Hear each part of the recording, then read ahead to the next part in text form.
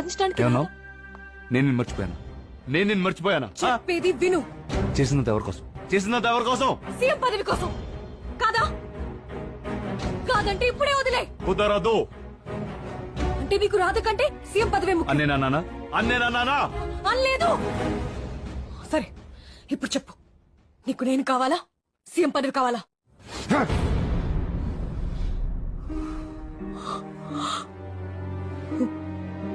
అర్థమైంది.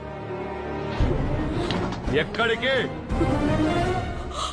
నా కళ్ళలోకి చూడకుండా ఉండలేను అన్నావు, కానీ ఇప్పుడు ఉండగలవు అని తెలిసింది. అర్థమైంది. నా డబ్బు ఆస్తి అన్ని పోయినాయి, అందుకేగా వెళ్తున్నావు. నువ్వు అందరిలాంటి అర్థానివి. ఈ పదవి పోయినప్పుడు, డబ్బు పోయినప్పుడు కాదు, ఇప్పుడు. ఈ మాట నా చూడు, ఇప్పుడు పడిపోయావు. ఇదే నీ పతనం. సాధించడానికి ఏమన్నావు? నేను నిన్ను మర్చిపోయానా?